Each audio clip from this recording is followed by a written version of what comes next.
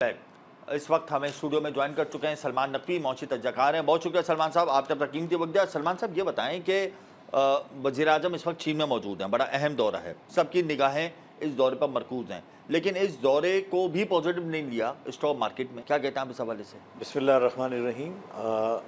हमजा ऐसा है कि जो प्राइम मिनिस्टर उनकी टीम मेहनत कर रही है, इसमें शक नहीं, उसका रिज़ल्ट भी हमारे सामने है। मैक्रो इकनॉमिक्स इंडिकेटर्स में स्टेबिलिटी, पॉजिटिविटी नज़र आ रही है, इसमें कोई शक नहीं है। हमारे आज रिज़र्व अल्हम्दुलिल्लाह 2-2.5 महीने के इंपोर्ट बिल को कवर कर सकते हैं अल्हम्दुलिल्लाह। एक वक्त में 15 दिन के थे और आज अल्हम्दुलिल्लाह 2 से 2.5 महीने के हम रिज़र्व इंपोर्ट बिल को कवर कर सकते हैं जी। हमारा करेंसी का जो रेट है वो स्टेबल है अल्हम्दुलिल्लाह। इसके साथ साथ इन्फ्लेशन में नुमाया कमी वाक़ हुई है और कई सालों के बाद 12% के अंदर इन्फ्लेशन आ गई और उम्मीद है इस साल शायद सिंगल डिजिट में चली जाएगी। ये सिग्निफिकेंट इम्प्रूवमेंट है।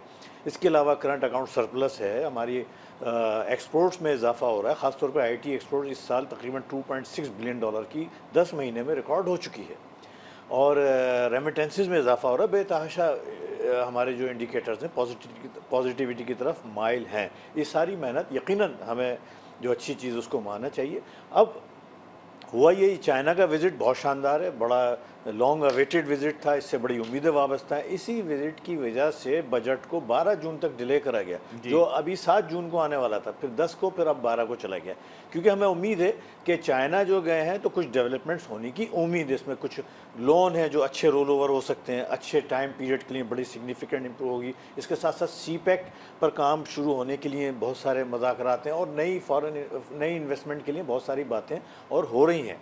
ये सारी चीज़ें, अब स्टॉक मार्केट के साथ मसला ये हो रहा है कि अब हमारे 2 इवेंट्स बड़े अहम आ रहे हैं अगले हफ्ते, जिसमें पहले नंबर पे मॉनेटरी पॉलिसी है जो मंडे के दिन आएगी और वेडनेसडे के दिन बजट आएगा। मॉनेटरी पॉलिसी की हमारी एक्सप्रेशन, जब इन्फ्लेशन इतना घट चुका है तो हम तो उम्मीद करें कि कम से कम भी 2% जो है वो पॉलिसी रेट में कमी वाक़ होनी चाहिए, जो बड़ा बहुत ही पॉजिटिव इम्पैक्ट होगा। लेकिन चूँकि IMF ने बजट में जो कुछ टारगेट्स दिए हैं उसमें रेवेन्यू टारगेट जो है वो 12,900 अरब का 3,000 अरब रुपये बढ़ा दिए हैं, तो इस सूरत हाल में हुकूमत को कम से कम 3,000 रुपये के नए टैक्सेस लगाने पड़ेंगे।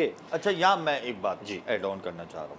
अगर हुकूमत 3,000 अरब रुपये के टैक्सेस ना लगाए, एक मिसाल है, और जो टैक्स नहीं दे रहे उनको टैक्स नेट में ले आए, तो ये बोझ जो दे रहे हैं उन पर नहीं पड़ेगा। आपकी बात 1000% दुरुस्त है। पूरे पाकिस्तान के हर यही मुतालबा, अभी प्रॉपर्टी सेक्टर वाले साहब थे तो क्यों नहीं टैक्स दें भाई।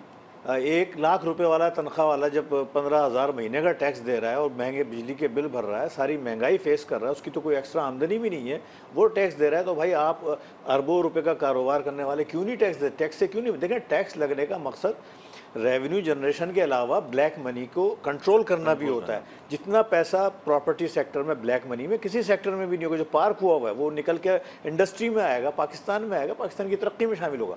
तो यकीनन टैक्स जो है वो आप दुरुस्त कह रहे हैं, लेकिन ऐसा कोई हमें कदम उठता हुआ नज़र नहीं आ रहा। मैंने आप ही के शोज़ में मैं ये कह चुका हूँ कि अगर सियासत बचाई गई और रियासत पे तवज्जो नहीं दी गई तो ये बड़ा गलत होगा। ये बड़ा अच्छा मौका था और है कि ऐसे टैक्स, जो ऐसे सेक्टर्स जैसे प्रॉपर्टी सेक्टर है, रिटेलर्स हैं, होलसेलर, एग्रीकल्चरल है, इन पर